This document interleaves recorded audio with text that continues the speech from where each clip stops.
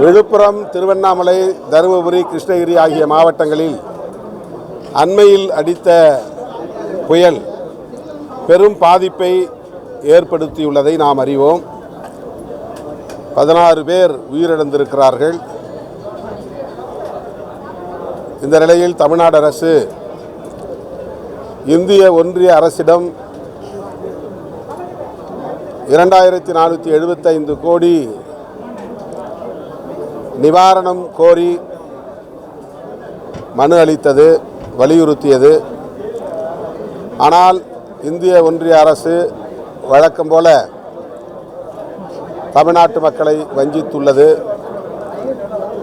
944.80 கோடி மட்டும் ஒதுக்கீடு செய்திருக்கிறது. இந்த நிலையில் நாமும் அதில் நம்முடைய பங்களிப்பை செய்வோம் என்கிற அடிப்படையில் விடுதலை சிறுத்தைகள் கட்சியின் சார்பில் சட்டமன்ற உறுப்பினர்கள் 4 தங்களுடைய சம்பளத்தை வழங்கியிருக்கிறார்கள். நாடாளுமன்ற உறுப்பினர்கள் 2 பேரும் 2 மாத சம்பளத்தை வழங்கியிருக்கிறோம். அதன் அடிப்படையில் 10 லட்சம் ரூபாய் முதலமைச்சரின் பொது நிவாரண நிதிக்கு காசோலையாக இன்றைக்கு முதல்வரிடத்தில் வழங்கியிருக்கிறோம். விடுதலை சிறுத்தைகள் கட்சியின் துணை பொதுச் செயலாளர் ஆதவ் அர்ஜுனா அவர்கள் அண்மை காலமாக பல்வேறு நிகழ்வுகளில் அல்லது சமூக ஊடகங்களில் தன்னுடைய கருத்துக்களை பதிவிட்டதன் மூலம் கட்சியின் நன்மதிப்புக்கும் நம்பகத்தன்மைக்கும் பாதிப்பை ஏற்படுத்தும் ஒரு சூழல் உருவானது. அது குறித்து அவரிடத்திலே தொடர்ச்சியாக அறிவுறுத்தல் செய்தோம். ஆனாலும் கூட அவருடைய அண்மை நிகழ்வின் பேச்சு கட்சியின் நன்மதிப்புக்கும் தலைமையின் நம்பகத்தன்மைக்கும் எதிராக அமைந்திருந்த சூழலில்தான் கட்சியின் முன்னணி தலைவர்கள், தலைமை நிர்வாகத்தை சார்ந்தவர்களோடு கலந்தாய்வு செய்து 6 மாத காலத்திற்கு அவரை இடைநீக்கம் செய்திருக்கிறோம். உங்களுடைய எக்ஸ்பிளனேஷன் கேட்டதுக்கு அவர் என்ன மாதிரியான பதில் கொடுத்தார்? கட்சியோட அனுமதிப்புக்கு பங்கு விளைவிக்கிற மாதிரி ஆலோசனை நீங்கள் இல்லை, அது இன்னுமே தான் அவர் அதுக்கு கொடுப்பார். இப்போ நாங்கள் 6 மாத காலம் சஸ்பென்ஷன் பண்ணியிருக்கோம்னா அவர் எங்களை அப்ரோச் பண்ணுறதுக்கு அது ஒரு ஸ்பேஸ் இருக்குது. விளக்கம் தருவதற்கான ஒரு இடம். பல முறை அவருக்கு நாங்கள் ஓரலாக அவருக்கு சில இன்ஸ்ட்ரக்ஷன் கொடுத்துருக்குறோம். அதை மீறி நடந்ததுனால ஒரு அவசர தேவையின் அடிப்படையிலான நடவடிக்கை அதை மேற்கொண்டிருக்கிறோம்.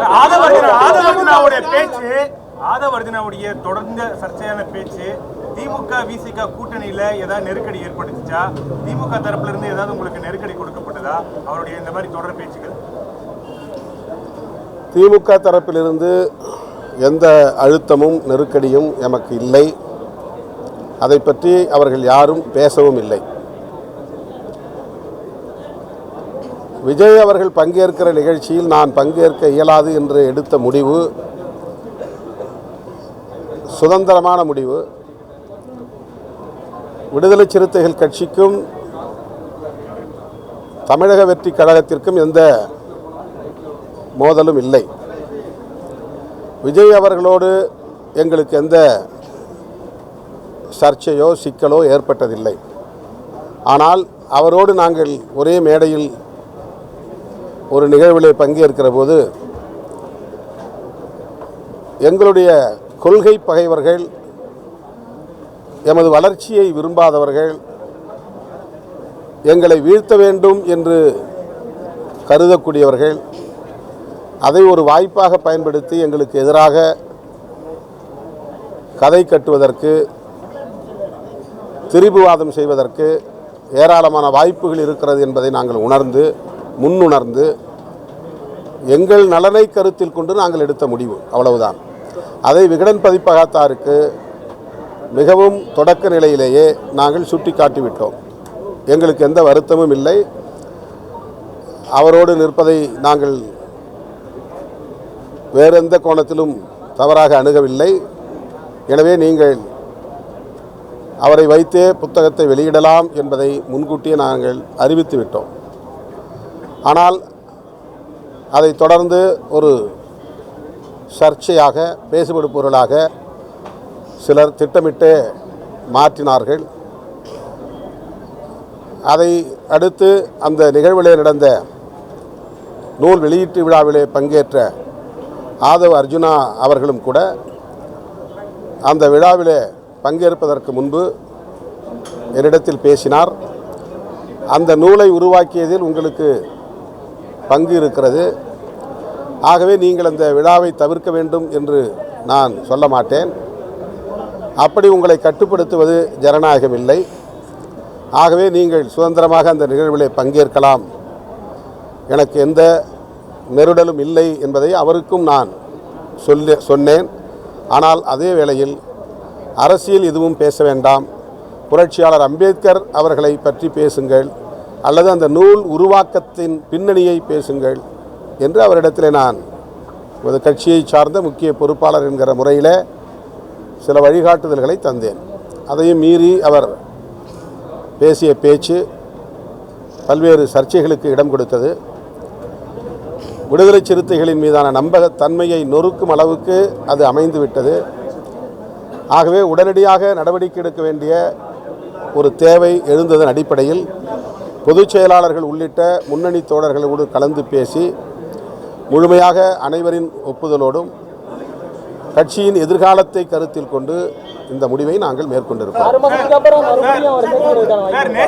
நேற்று பாஜக மாநில தலைவர் அண்ணாமலை செய்தியாளர் சந்திப்பில் பேசும்போது விடுதலை சிறுத்தைகள் கட்சி திருமாவளவனுடைய கட்டுப்பாட்டில் இருக்கிறதா இல்லைனா ஆதவ அர்ஜுனாவுடைய கட்டுப்பாட்டில் இருக்கிறதா ஒரு கேள்வி முன்வைக்கிறார். அது மாதிரி ஏதாவது ஒரு சூழல் இருக்கா? பாரதிய ஜனதா கட்சி அதானி கட்டுப்பாட்டில் இருக்கிறதா மோடி கட்டுப்பாட்டில் இருக்கிறதா என்பதை அவர் முதலில் சொல்லட்டும், அதன் பிறகு நான் இதற்கு பதில் சொல்லுகிறேன். அது 6 மாதம் கழிச்சு பேசுகிறேன். மாற்று எண்ணம் கொண்ட தலைவர்கள் ஒரே மேடையில் ஏறக்கூடாதா இல்லை வெவ்வேறு கொள்கை கொண்டவர்கள் ஒரே மேடையில் ஏறி பகிர்ந்து கூடாத மேடையை பகிர்ந்து கொள்ளலாம். அதை இங்கே அந்த மாதிரியான ஒரு ஒரு ஒரு ஹெல்த்தி சிச்சுவேஷன் இல்லை தமிழ்நாட்டு அரசியலில். எல்லாத்தையும் சிண்டு பிடிச்சி விடுறது, எல்லாத்தையும் திசை திருப்பி விடுறது, மடைமாற்றம் செய்வது, இந்த மாதிரி ஒரு தமிழ் நாளேடு ஏதோ ஒரு பெரிய நடக்கப் போகிறது என்பதை போல தலைப்பு செய்திட்டு டிசம்பர் 6 தமிழக அரசியலை திருப்பம், விஜய் திருமா ஒரே மேடையில் என்று அதை பூதாகரப்படுத்தினார்கள். அவர்கள்தான் இந்த சர்ச்சைக்கு தொடக்கப்புள்ளியை வைத்தார்கள். அப்படிப்பட்டவர்கள் இந்த மண்ணிலே இருக்கிற போது நாங்கள் எச்சரிக்கையாக இருக்க வேண்டிய தேவை இருக்கிறது.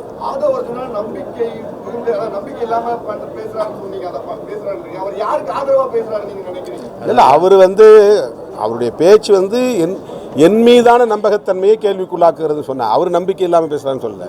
இப்போ எனக்குன்னு ஒரு கிரெடிபிலிட்டி இருக்குன்னா அந்த கிரெடிபிலிட்டி எங்கள் கட்சி தோழர்கள் மத்தியிலே கூட என் மேலே ஒரு நம்பிக்கையோடு தான் என்னோட இருக்கிறாங்க.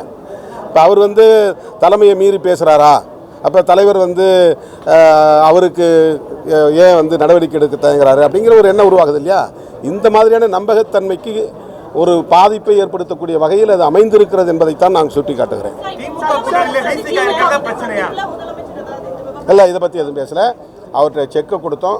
உடனே அந்த கலைஞருடைய 100ஆண்டு விழா மலர் வெளியீட்டு விழா பேரவைத் தலைவர் கூடத்தில் நடந்தது. அந்த நிகழ்ச்சியிலும் பங்கேற்க அன்போடு அழைத்தார். அதில் போய் நாங்கள் கலந்து கொண்டோம். அதனால் இவ்வளவு காலத்தாழ்வு நேர்ந்தது. திமுக கூட்டணி உடைக்கிறதுக்கான சதி நடக்குதுன்னு சொல்லியிருந்தீங்க. ஒரு உடைக்கிற அளவுக்கு பலவீனமா இருக்கா கூட்டணி? சரி, அது தனியாக பேசுவோம். பலமா இருக்கிறதால தான் உடைக்கிறதுன்னு வச்சுருந்தேன்.